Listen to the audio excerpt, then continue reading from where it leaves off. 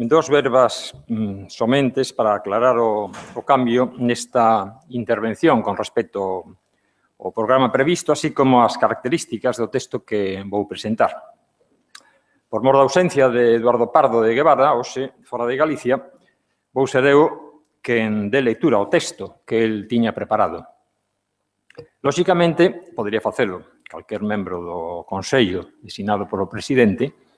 pero, dado o vencellamento do homenaxeado co noso instituto, pareceunos máis axeitado que houbera neste acto unha certa implicación institucional. O que xustifica a miña presencia aquí como vicedirector do Instituto de Estudios Galegos Padre Sarmiento. Ademais, o comprobei nas dúas intervencións anteriores, isto dame a oportunidade de disfrutar, ao menos,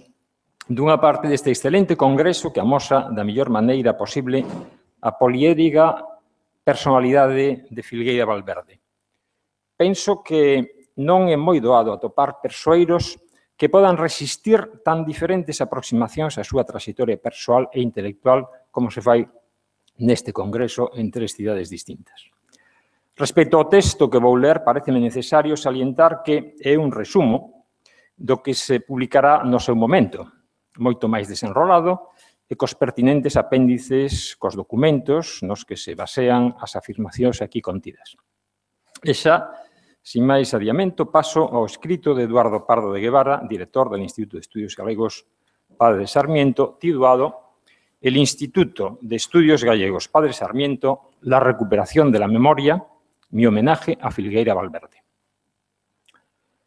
El fallecimiento de don José Fernando Filgueira Valverde, ocurrido en Pontevedra el 13 de septiembre de 1996, puso fin a una de las más brillantes y fecundas biografías de la humanística gallega y también de muchos de sus aspectos de la propiamente española. Hace muchos años ya tuve mi primer contacto personal con él, merced a la vieja amistad que mantenía con mi padre. Desde entonces me convertí en uno de los receptores de sus puntuales felicitaciones navideñas, siempre personalizadas con finos y afectuosos comentarios. Con el paso del tiempo recibiría otras muchas y muy variadas expresiones de consideración y afecto. Tras mi llegada a Santiago, donde Filgueira me acogió con su acostumbrada afabilidad, nuestras conversaciones se hicieron más frecuentes. Gracias a ellas, hay dos gestos suyos que me constan muy bien que siguen siendo motivo de mi gratitud. El primero se refiere tanto a la satisfacción que le produjo mi traslado al Instituto de Estudios Gallegos Padre Sarmiento a comienzos de 1994, como al autorizado respaldo que prestó poco después a mi nombramiento como director. El segundo se refiere ya a su preocupación por el futuro de este emblemático centro que él había ayudado a fundar o refundar, como recordaré a continuación, y que él mismo dirigió de manera efectiva durante un complicado pero fructífero periodo. En este sentido, me complace añadir que, haciendo valer su condición de director honorario, Filgueira apoyó ante las más altas autoridades del Consejo Superior de Investigaciones Científicas y de la Xunta de Galicia mis propios argumentos respecto a la potencialidad del Instituto Padre Sarmiento y, consecuentemente, recomendó la necesidad de proceder a una redefinición institucional que garantizara la calidad y continuidad de sus actividades, así como su proyección de futuro. La materialización de todos esos empeños, como fácilmente puede comprenderse, no fue tarea fácil, pues estuvo salpicada de dificultades e incomprensiones de diversa naturaleza y alcance, pero esta es una historia reciente que no viene al caso y la sospecho, además, sobradamente conocida. No me cumple ni me parece necesario tampoco loar aquí los detalles de la deslumbrante trayectoria intelectual de Filgueira Valverde, tan justamente reconocida a lo largo del presente año por iniciativa de la Real Academia Gallega. Sin embargo, sí creo oportuno destacar que en la persona del homenajeado se vieron retratados, o acaso calculadamente emulados, tantos y tantos perfiles del aletófilo, o amador de la verdad, imaginado por el padre Sarmiento. No me refiero solo, claro es, al desinteresado amor por la cultura de Galicia, sentimiento que compartió con toda una brillante generación de investigadores y estudiosos, sino a la armoniosa y feliz conjunción de factores que en él alcanzaron extraordinaria significación. Una sólida preparación intelectual, una asombrosa capacidad de trabajo y una singular vitalidad. Gracias a ello, aquel amor a Galicia, que en el cura de Fruíme había sido una mera poesía, y en el padre Sarmiento afán erudito con acusadísimos timbres de orientación, en Filgueira Valverde fue ya motivo de atención preferente, ánimo inquebrantable y sistemático de indagar y, sobre todo, firme voluntad y magistral capacidad de dar a conocer. El testimonio incontestable de esta rotunda afirmación puede encontrarse tanto en el volumen como en la propia profundidad y carácter multidisciplinar de su obra, que abarcó temas tan dispares como la lengua y la literatura, la etnografía, la historia, el arte o la propia arqueología. De este ingente e importantísimo legado, cuyo referente común es naturalmente Galicia, hay puntual y exacta referencia en el libro preparado por José Fontes Allende, secretario del Museo de Pontevedra, que le fue ofrecido por sus discípulos con motivo de su 70 cumpleaños bajo el título Bibliografía, cursos, conferencias y currículum de José Filgueira Valverde. Y en el otro, que le ofreció con carácter póstumo la Caixa de Aforros de Pontevedra y que lleva por título O Doctor Filgueira Valverde nos seus 90 anos. Hace ya algún tiempo me ocupé de valorar las valiosas aportaciones de Filgueira Valverde en el ámbito de la literatura medieval galaico-portuguesa y del pasado histórico de Galicia. Apunté ya entonces otra importante parcela de su vida intelectual que hoy quiero resaltar adecuadamente. Me refiero a su protagonismo como promotor de todo tipo de proyectos culturales e iniciativas científicas. Bien conocida fue su presencia activa y tantas veces rectora, certera y utilísima siempre, en cuantas iniciativas culturales de envergadura hubo en Galicia desde los años 20 del pasado siglo. Por eso, él fue memoria viva de la historia del Seminario de Estudos Galegos, del Instituto de Pontevedra y de su Museo Provincial, del Instituto de Estudios Gallegos Padre Sarmiento, de la Fundación de los Bibliófilos Galegos, del Museo do Pobo Galego y, en sus últimos años ya, como recordarán muy bien, de este mismo Consello da Cultura Galega, en cuya presidencia sucedió al respetado don Ramón Piñeiro. De entre todas estas instituciones hay una, el Instituto de Estudios Gallegos, cuya memoria me corresponde glosar o recuperar, así se indica en el programa de estos actos, partiendo, como es lógico, de su contexto explicativo, el precedente Seminario de Estudios Gallegos, cuya desaparición explica y justifica el nacimiento del Instituto Padre Sarmiento. Hoy acostumbra repetirse, se tiene incluso por cierto, que el Seminario de Estudios Galegos fue prohibido e incautado por las autoridades del nuevo régimen. Esta afirmación, que es notoriamente ambigua, por imprecisa, se completa con el supuesto más verosímil, pero igualmente impreciso, de que el motivo fue su identificación co galeguismo, co autonomía e coa república. Mi intención, como es natural, no es suscitar un debate en torno a este asunto tan específico, pero sí aludir a la documentación referida a aquel momento final, escueta pero reveladora, donde no hay ni un solo dato concreto o mero indicio que permita precisar que las razones de la liquidación del seminario fueran en esta única dirección. Obviando los precedentes referidos a los conflictos internos y a las diferentes sensibilidades de los miembros del seminario, lo que consta en la aludida documentación de primera mano es simplemente la denuncia cursada el 21 de septiembre de 1936 por un catedrático de la Facultad de Farmacia, a veces identificado como decano de la misma, cuya finalidad no era otra que expulsar al seminario de los locales que ocupaba en el Colegio de Fonseca, donde aquella tenía su sede, y provocar así su disolución y muerte. Esta doble apreciación la transmite Jesús Carro, secretario de la institución y testigo directo de aquellos acontecimientos, quien añade que el mencionado catedrático, al ver que no prosperaba su primera denuncia, volvió a insistir en la misma 2 semanas después, el 5 de octubre, aunque una vez más sin ningún éxito, pues el comandante militar de la plaza había quedado plenamente convencido de la perversa intención del aludido catedrático.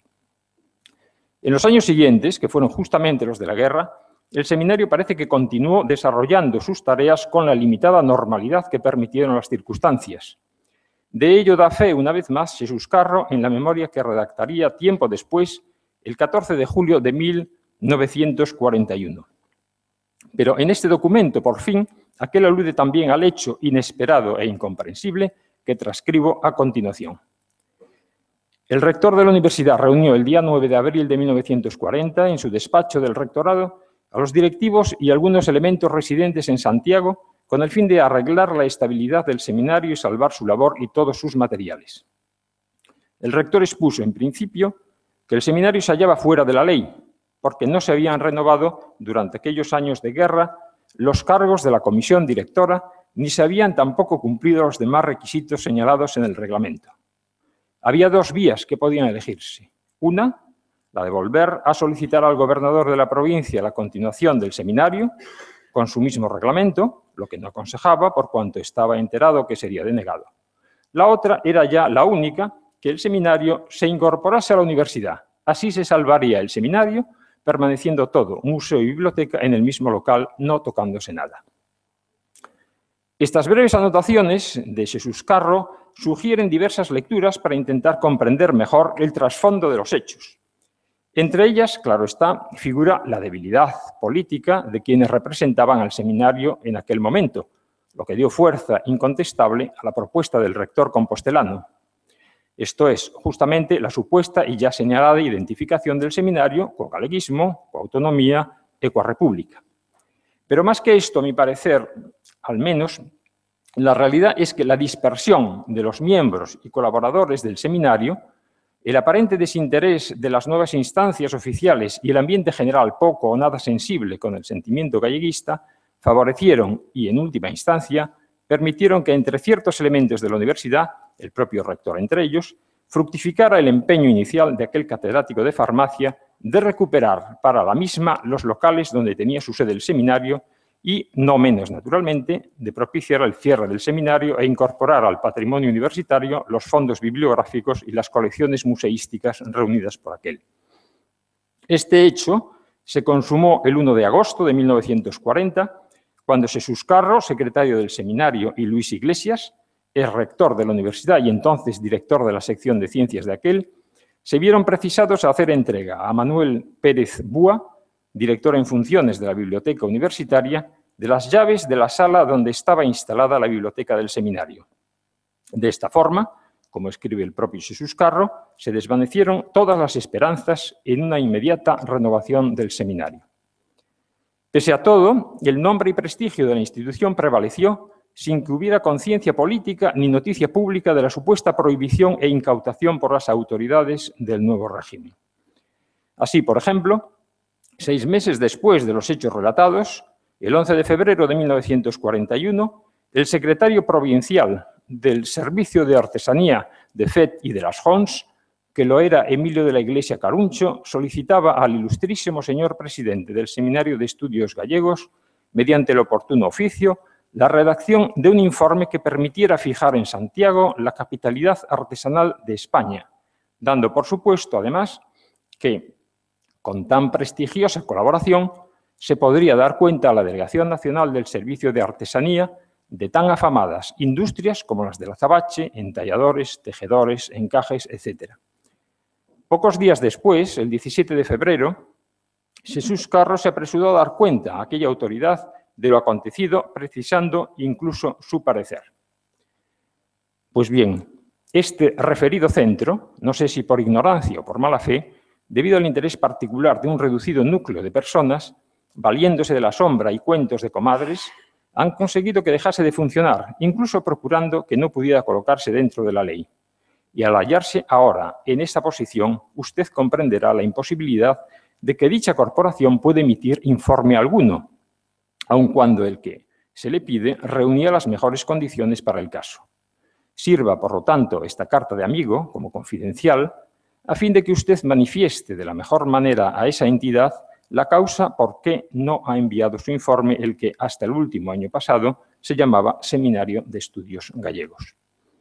Ante ello, el mencionado secretario provincial del Servicio de Artesanía de FET y de las Jons respondería a Jesús Carro unas semanas después, el 26 de marzo, lo siguiente. Lamento infinito que tan prestigiosa y benemérita entidad como el Seminario de Estudios Gallegos no se encuentre en plena actividad, sino por el contrario, la hayan privado de su normal funcionamiento. Haré saber a la jefatura provincial que el primer centro provincial de tan probada capacidad, con copioso archivo y ya famosos investigadores, no puede ayudarnos en nuestra labor, abogando porque esta anómala situación se termine para bien de la cultura patria. Esta respuesta, en la que aquella autoridad sindical insistía todavía en la solicitud de algunos dibujos y fotografías, confirmó a Jesús Carro que los motivos que habían conducido a la liquidación y entrega del seminario no eran de carácter exactamente político ni ideológico, sino de orden doméstico. Pocos meses después, el 17 de junio de aquel mismo 1941, se lo confirmaba a Manuel Chamoso Lamas al achacar los hechos acaecidos el año anterior a los enemigos del seminario. Su ideal, dice, es hacer morir esta institución que honraba a su tierra. Nos odian todavía porque se les demostraba que sin necesidad de ellos sabíamos trabajar. Conseguirán, no lo dude, su anhelo. Así ya no tendrán envidia de nuestros trabajos y podrán descansar tranquilamente, panza arriba, como verdaderos zánganos. Unos meses más tarde, el 29 de noviembre, en carta a José Ramón Fernández Osea, Benchosei, incidiría de nuevo en el tema al recordarle los motivos de la actitud de la universidad. Se han apoderado de las llaves, que era lo principal para considerarse herederos de las cosas, y que se pudran, ya no les importa. Y todavía un año más tarde, en 19 de mayo de 1942, se lo confirmaría a este mismo con otras reveladoras palabras. El seminario se ha extinguido porque lo han querido así los enemigos de él emboscados en la Universidad Compostelana.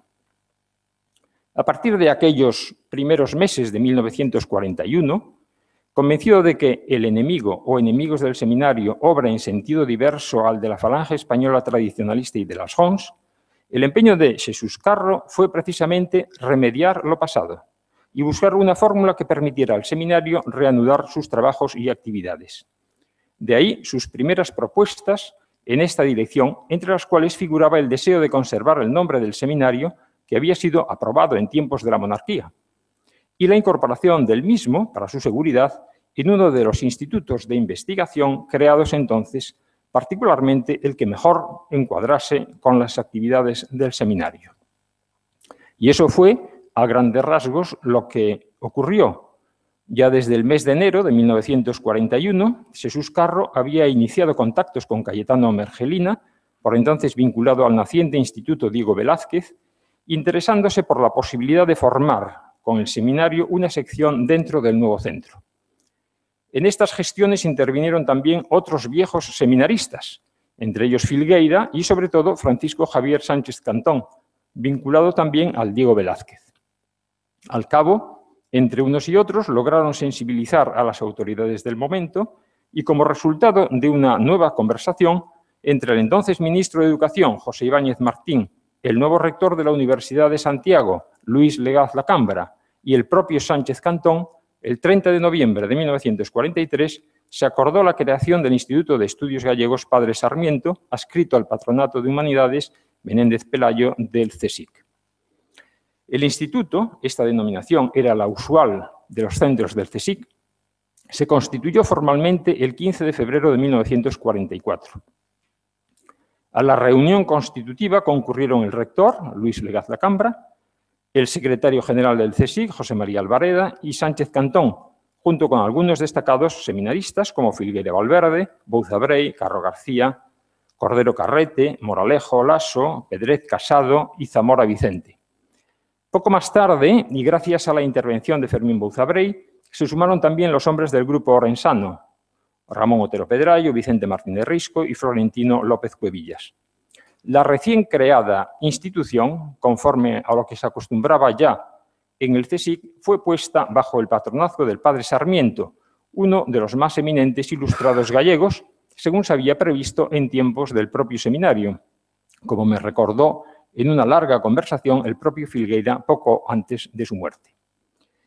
Y de acuerdo con este espíritu de continuidad, se ordenó a la Universidad Compostelana la devolución del conjunto de bienes de aquel que, sin embargo, retornaron ya sensiblemente mermados. Un año después de su constitución, el instituto se instaló provisionalmente en los bajos del número 6 de la Rua Nova en Santiago y allí permaneció bajo condiciones nada favorables para el desarrollo de su actividad hasta 1946. Tras diversas gestiones por orden del Ministerio de Educación y Ciencia, el 10 de noviembre de 1944 se cedió para su adecuación como sede del instituto el edificio contiguo al Colegio de Fonseca, construido a comienzos del 18 para acoger la biblioteca de este. Tras su rehabilitación, los nuevos locales fueron inaugurados solemnemente el 3 de septiembre de 1946 con la asistencia del ministro de Educación, Ibáñez Martín, el rector de la Universidad de Santiago y el secretario general del CSIC. De los discursos pronunciados en aquella ocasión, entresaco la referencia que el rector compostelano hizo al seminario. Desde que hace 4 años me hice cargo del rectorado, me preocupó la suerte del desaparecido Seminario de Estudios Gallegos. Yo no sé si en su seno se hizo alguna vez política. Puede que en algún momento alguno de sus hombres lo hiciera, dentro o fuera, por su cuenta o por cuenta del seminario. Pero lo que sí sé es que en esta institución se hizo una labor positiva de investigación de la historia, de la literatura, de la antropología y de la geología de Galicia, y esta labor positiva no se debía perder. También sé que el seminario poseía un enorme valor de proyección sentimental en la región, y lo que para mí es más importante, en la América española, que en una parte muy considerable es una América gallega. Y de esa América yo había recibido cartas dolientes en las que la lejanía física de quienes las escribían acentuaba la nostalgia por la obra que creían definitivamente perdida e incluso influía en la deformación de lo que creían motivos de esta pérdida. Se imponía, pues, salvar lo que merecía ser conservado. En lugar de ser una obra de inspiración puramente localista, los estudios gallegos debían integrarse en el ámbito de la investigación nacional, conservando su propia fisonomía. Nació así la idea de un Instituto de Estudios Gallegos, incorporado al Consejo Superior de Investigaciones Científicas y puesto bajo la advocación de la figura señera de Fray Martín Sarmiento. En esas mismas fechas, y con idéntico motivo, el propio Filgueira Valverde se refería al famoso plan de estudios ideado por el padre Sarmiento y recordaba justamente que en aquella memorable excursión a la casa de Castro de Ortoño habíase ya propuesto completar así el rótulo del seminario, aunque la idea había sido desechada por no estar entonces tan difundida entre nosotros el uso de tales advocaciones. Y al fin de aquel texto, Filgueira escribió lo siguiente: de lo recogido en los años que ocurrieron de 1923 a 1934, ha quedado testimonio en informe que un día me cupo el honor de redactar en unión de Sebastián González García Paz. Con mayor entusiasmo que saber, medios materiales y fortuna, intentamos entonces seguir las líneas generales del plan previo a toda investigación gallega ideado por Fray Martín Sarmiento. En el año 1943 comienza a contarse un segundo decenio, con el amparo y el impulso del Consejo Superior de Investigaciones, el mecenazgo de espíritus generosos, la colaboración de los investigadores y el apoyo de todos los gallegos, ahora, si Dios ayuda y Santiago, antes del segundo centenario del onomástico de la lengua gallega, los propósitos, las previsiones, los anhelos que representaba, cumplido fin terán. Tras su primera junta, que presidieron Sánchez Cantón como director, Moralejo Lasso como vicedirector y Cordero Carrete como secretario, el instituto se organizó en 10 secciones, a imitación del antiguo seminario, figurando al frente de las mismas los investigadores gallegos más destacados del momento, casi todos directivos o miembros activos del desaparecido seminario que se deseaba continuar. Geografía, Ramón Otero Pedrayo; Prehistoria, Florentino López Cuevillas; Historia, Paulino Pedre Casado; Arqueología, Fermín Bouza Brey; Arte, José Filgueira Valverde; Filología, Abelardo Moralejo Lasso; Literatura, Alonso Zamora Vicente; Etnografía y Folclore, Vicente Martínez Risco; Estudios Compostelanos y Peregrinaciones, Jesús Carro García; Bibliografía y Publicaciones, Francisco Javier Sánchez Cantón. El cargo de conservador lo ocupó además Jesús Carro García y el de bibliotecario Antonio Fraguas Fraguas. A estos nombres ilustres se sumaron después otros como Antonio Blanco Freijeiro, José Manuel Pita Andrade, Luis Monteagudo, Benito Varela Jácome o Antonio Bonet Correa Calderón y Lucas Sánchez Cantón, que fueron los primeros becarios que completaron su formación en el instituto. En el año 1949, tras una reforma general del patronato Menéndez Pelayo, se redujo el número de secciones a 2, dirigidas por Francisco Javier Sánchez Cantón y Paulino Pedrer Casado, quien pasaría a ocupar la vicedirección del instituto, cargo en el que le sucedería después José Filgueira Valverde y Ricardo Carballo Calero. Pese a la mencionada reducción de secciones, la nómina de los colaboradores se hizo más nutrida, mezclándose no pocos miembros del viejo seminario con conocidos profesores universitarios de generaciones más jóvenes. Antonio Taboada Roca, Isidro Parga Pondal, Casimiro Torres, Enrique Fernández Villamil, Antonio Couceiro, Ángel Canellas, que puso en marcha una nueva sección de paleografía diplomática, Manuel Chamoso Lamas, Salustiano Portela Pazos, Álvaro Dors, José María Azcárate Ristori, Ramón Otero Túñez, José Guerra Campos, Benito Varela Jácome, Jesús Taboada Chivite, Manuel Maroño Barreiro, Julio Feo García, Isidoro Millán González Pardo, etc. El buen hacer, la generosidad y la callada dedicación de estos y otros muchos hombres, la gran mayoría sobradamente conocidos, alumbraron la trayectoria fecunda y brillante que hoy puede exhibir el Instituto de Estudios Gallegos Padre Sarmiento. En 1971, tras la muerte de Sánchez Cantón, accedió a la dirección Filgueira Valverde, ocupando la secretaría sucesivamente, tras la jubilación de Felipe Cordero Carrete, Antón Fraguas, Ramón Martínez López y José Manuel González Reboredo. 10 años después, en 1981, se abrió un nuevo período con el acceso a la dirección, en la que permaneció hasta 1994 Francisco Javier Riobarja, discípulo de Otero Pedrayo. Con él figuraron Carlos Amable Baliñas Fernández como vicedirector y José Ramón Barreiro Fernández y Carlos Otero, que fueron los sucesivos secretarios. Junto a ellos figuraría una larga nómina de los que coordinaron sus secciones o participaron en sus actividades, ejerciendo a veces funciones directivas, como Carlos García Martínez, Fernando Cuña Castroviejo, Felipe Arias Vila, Socorro Ortega Romero. Todos ellos, como en el caso de muchos de los citados anteriormente, se formaron también en el seno del Instituto y en los mismos ideales de amor a Galicia y a la investigación en los temas gallegos, que fueron la razón sustantiva del viejo e ilustre seminario.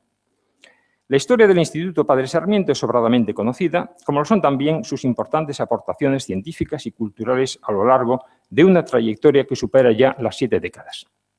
Por eso, en esta breve glosa, no he considerado oportuno incluir los detalles de unas y otras y sí, por el contrario, recuperar la memoria o dejar constancia precisa de cuál fue su origen y acontecer institucional y de quiénes fueron los hombres que lo promovieron y sostuvieron.